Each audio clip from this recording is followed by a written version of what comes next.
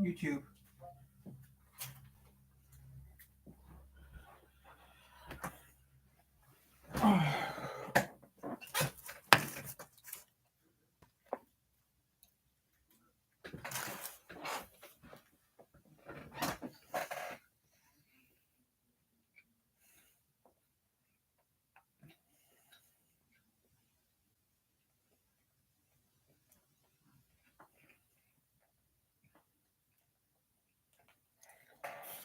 Operation Steadfast Defender roared into life at the start of 2024.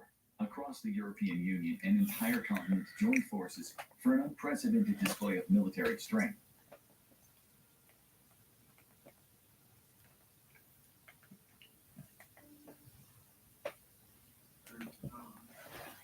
This is the Ariane 151. It comes in 3 colors, has a camera that takes photos, a battery that holds electricity, and you can connect it to a full-size keyboard for some reason. Now, I know what you're thinking. Damn, I hate my phone. It's never flown in a circle around a Korean woman's head. This must be the phone for me. Well, I'm sorry to break it to you, but unfortunately, the Ariane 151 is only sold in North Korea.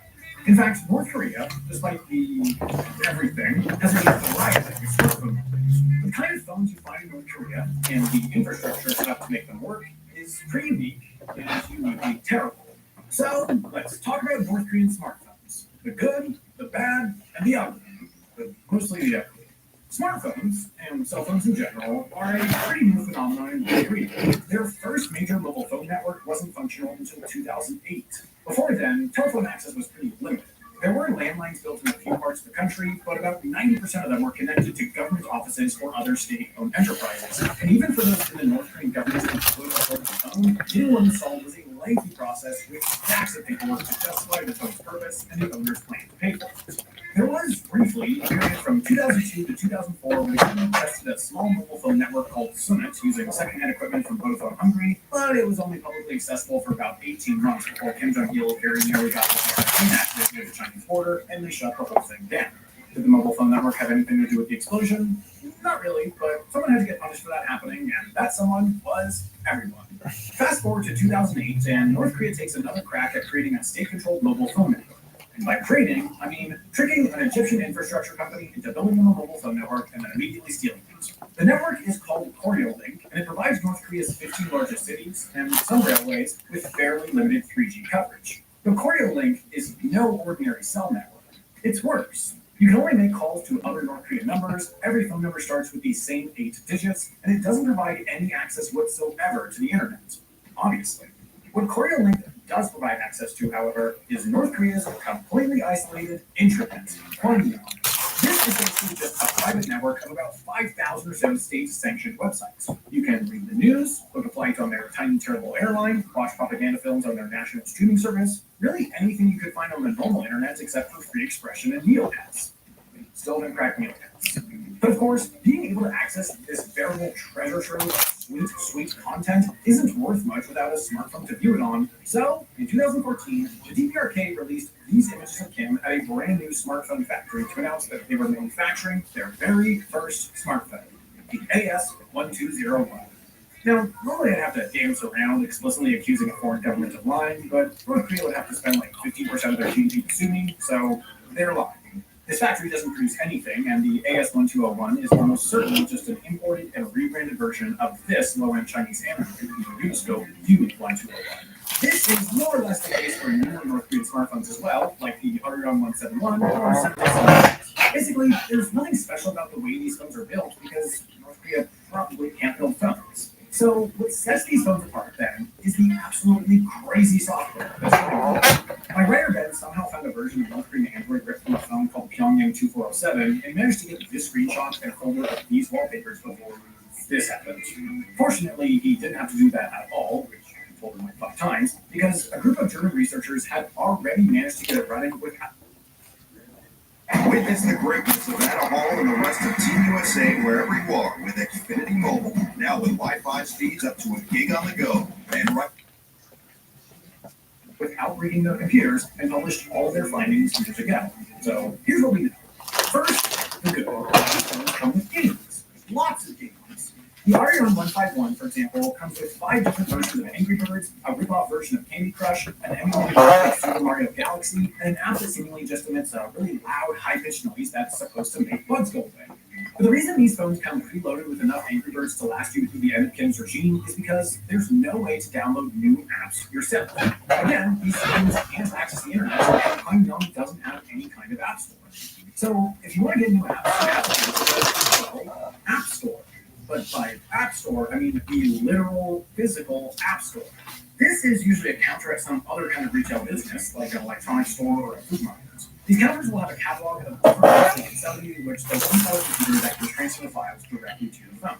All of these apps will already be verified by the DPRK, a process they will have to go through, otherwise their phones literally can't. How? Well, fair warning, we're going to get a little technical here, so I'm going to put on a royalty-free football game, really small corner for everyone in my audience who hates computers. Essentially, the version of Android running on each of these phones checks every single file, every photo, every song, every application for a special kind of encrypted signature before it can open it. There are 2 kinds of signatures that these phones will accept. A file might be tagged with something called a NATASign, which is an encrypted key that can only be added by the North Korean government and confirms that it doesn't include any dangerous information like how to explode Kim Jong-un or how cool Chicago is. The other kind of signature is called a self-sign, which can only be added by the device itself, like a photo using your phone's camera, and confirms that the file originated on the device and not from anywhere else.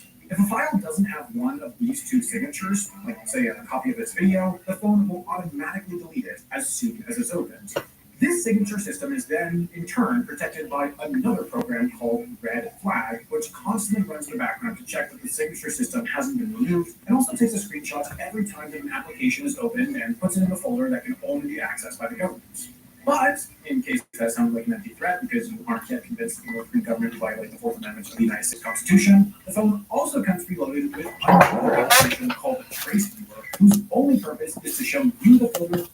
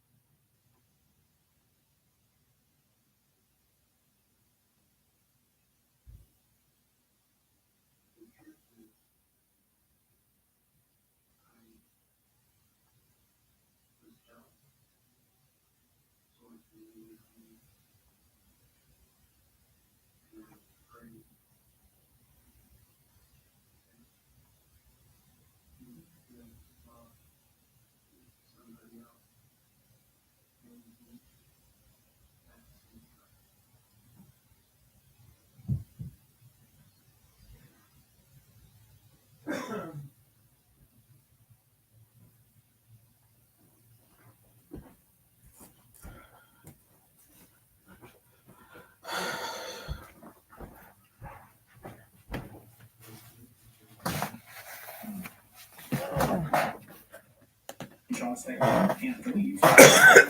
Just like your phone is, in fact, actually it all makes you grateful to safe American freedom phones, which, as far as I'm concerned, don't spy on me at all because I can't see the folder. So, because you're not listening, I might as well tell you that this website has flaws. It's full of ads, it's a big cut of its greatest profits, and shackles us to the algorithm that disincentivizes us from creating new, exciting, and untested content. That's why I, along with 2 of my creator friends, got together to start an independent streaming service called Net. Nah, I'm not gonna do any more of this. Entirely experiments like my new reality competition show, The Gift. Here in the network, here's just a little taste. We used to like shows that have, like a Santa Claus moment, but it's like so many to have these habits there, even like to have one couple like that. As far as you know, there's none that have everyone the same. Yeah, we're not gonna do this.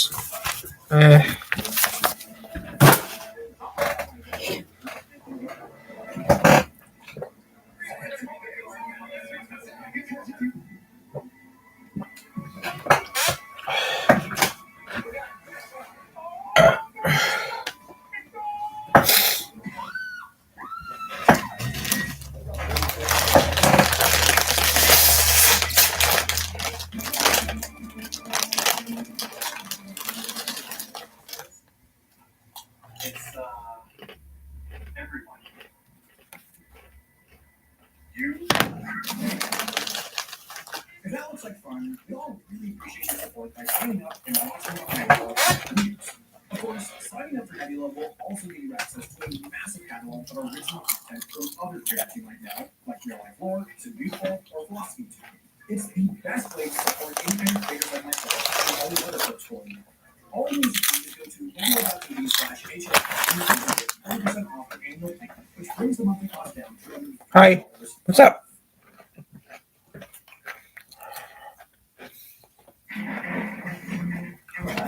There is no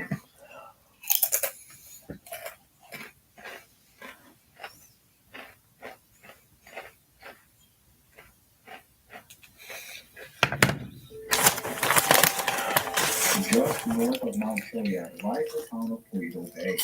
It's a relatively small town, but unlike its next door neighbor, Sandy Shores, Toledo seems to be doing just fine. But how? Toledo Bay is smaller than Sandy and further south.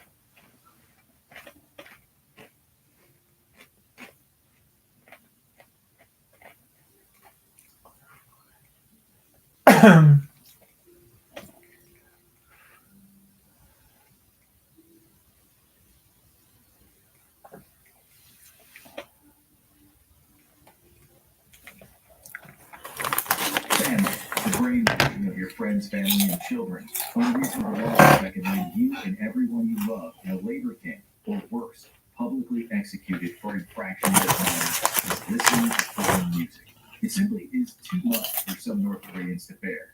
Desperate to escape, a select few take their lives into their own hands, risking it all to escape Kim Jong-un's grasp, so they can start new lives in other countries. But unfortunately, the numbers that make it out alive have been falling since 2005.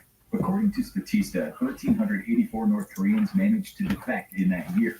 The numbers generally increased from there, reaching a peak of 2,914 in 2009. Then it all started to go downhill.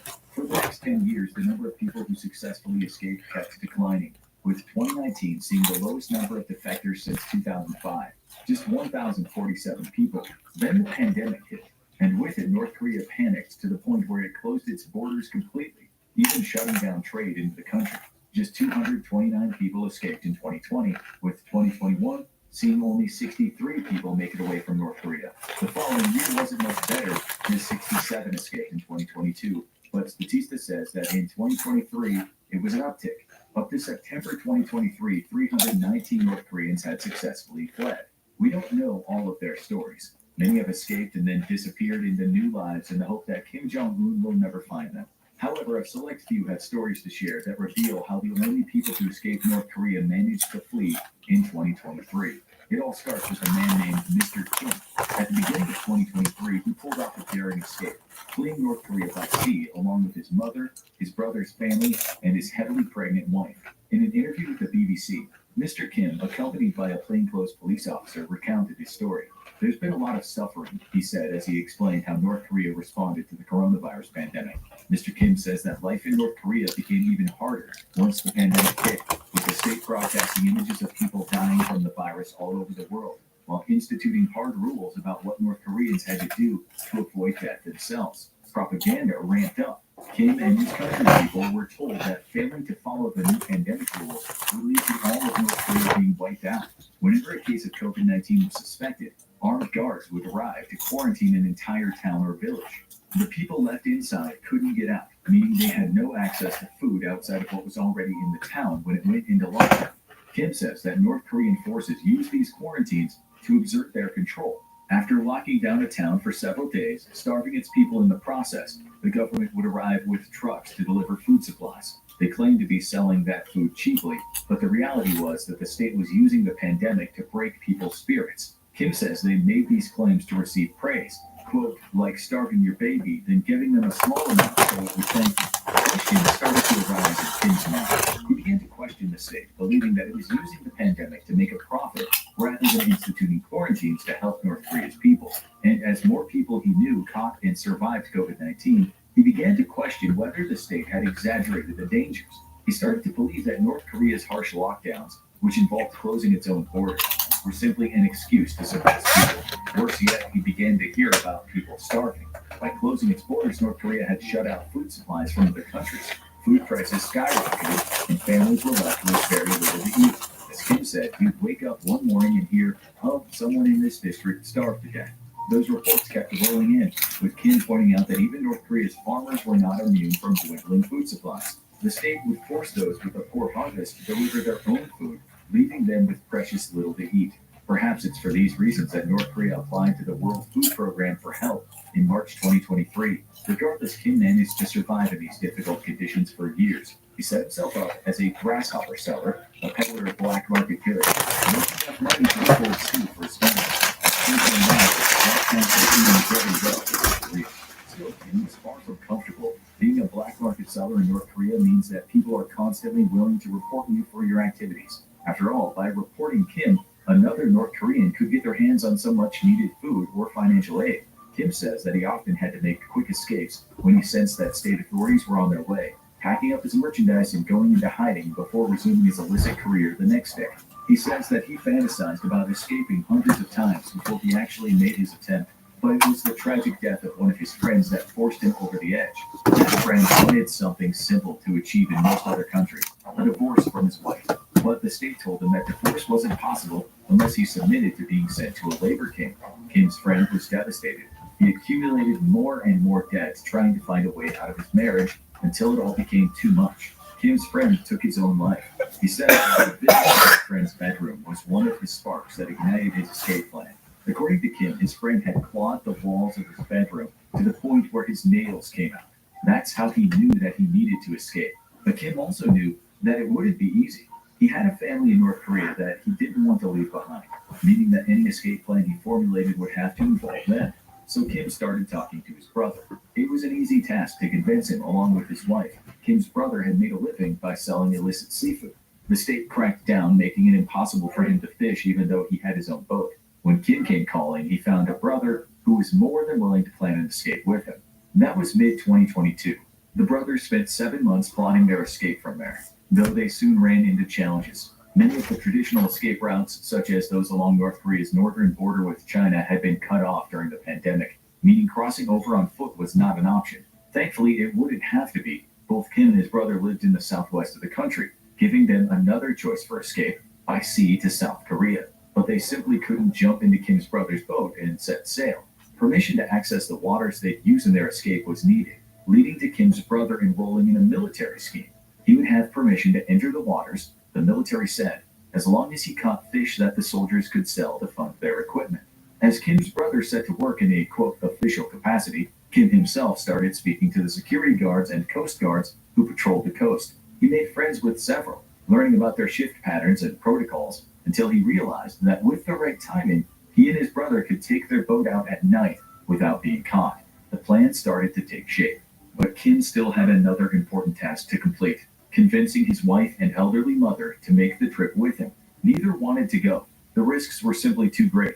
Eventually, through a lot of shouting and cajoling, he convinced his mother to make the trip by telling her that he wouldn't leave without her, and that she'd be responsible for his misery if she stayed. Some may see this as an underhanded tactic, but to Kim it was necessary to ensure his family stayed together. Unfortunately, his wife proved a tougher nut to crack. She was steadfast in her refusal to leave until she discovered that she was pregnant. Kim successfully argued that he and his wife were now going to be responsible for another life, and that they shouldn't raise their child in a hellhole. There was still more to do before Kim could execute his plan. Fearful of how the state might treat his father's grave when he left, desecration of graves of defectors' relatives is apparently common in North Korea. Kim boldly dug up his father's remains, taking the body into the nearby wilderness. Kim says he burned it to ashes, packing the cremated remains into an urn to take with him. For the first time in a long, long time, his family was united.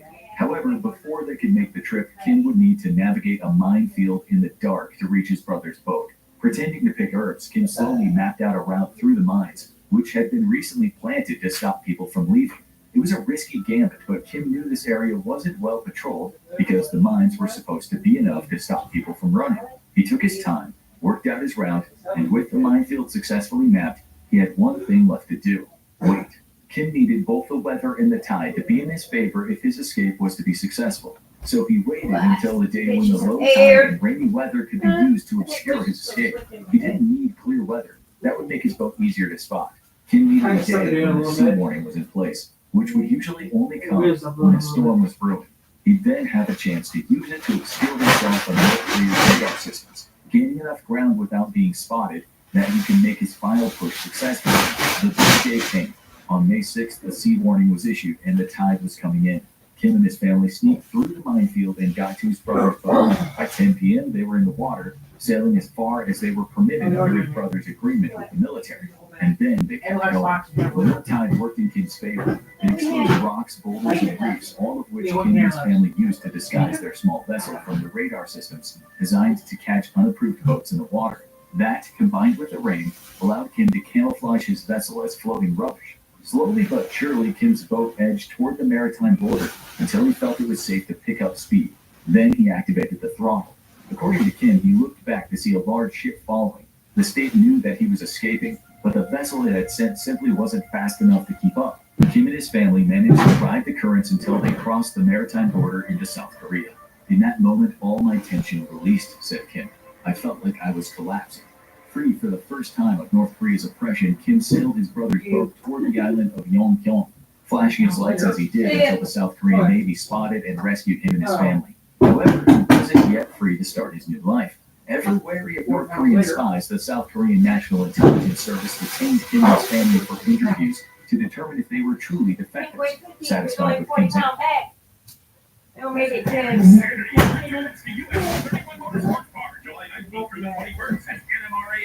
broke the bag?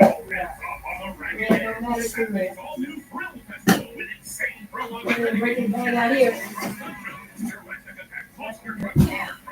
We increased the experience of NMRA and NNCA same weekend at US 131 Motorsport Park in Park, Michigan, July 19th through the 21st with the all-new Thrill Festival, Saturday, July 20th. You gotta be there. In his answers, the service then placed him and his family into a resettlement facility where they were taught about life in South Korea. The transition would be tough. In October 2023, the family moved into an apartment together, just in time for Kim's wife to give birth. Small things that seemed so common to most, such as riding the subway, were alien to Kim and his family. But they are adapting, and with time, they'll fully ingratiate themselves into their new society. It feels like I was born a second time, Kim says when talking about his new life. Speaking to the Japan Times, he says that he'd never seen a plane flying through the sky when he lived in North Korea. Now he sees them regularly. And thanks to a special job fair held for North Korean defectors, he has a chance of landing his dream role as a ship's navigator. Mr. Kim's escape set the blueprint for how North Korean defectors escaped the country in 2023. In the days when several thousand people left North Korea every year, the country's border with China used to be the default choice. As Pastor Stephen Kim, who works for JM Missionary to help North Koreans escape via China, points out, about 1,000 people used to make their way over the Chinese border annually. Since the pandemic, that number has dropped to just 20. With Kim saying that he only knows of 4 of those escapees who managed to make their way to South Korea. Others he suspects were detained in China and possibly sent back to North Korea. That leaves only the sea as an option for escape in 2023. As Sukil Park of Liberty in North Korea points out, he says that the types of escapes conducted by people like Mr. Kim have always been rare, unsurprising given what we know of Kim's story, and that many likely don't succeed. These sea escapes take meticulous planning, incredible bravery, and for everything to go miraculously well, he says. There must be many more North Koreans who have tried but not made it. Mr. Kim was one of the lucky ones. Though not all of the details of his daring escape have been independently corroborated, it's clear that he placed himself and his family in immense danger to build a new life. And he's not the only one. Though Kim's account is the most detailed story we have from a North Korean defector in 2023, he's not the only one who braved the harsh waters. In October 2023, several news outlets, including Al Jazeera and the BBC, a group of defectors by the South Korean Coast Guard. The group of 4 had made their crossing the small Korean boat, all claiming to want to defect to South Korea. They were found on the coast near Seoul, a city just 32 miles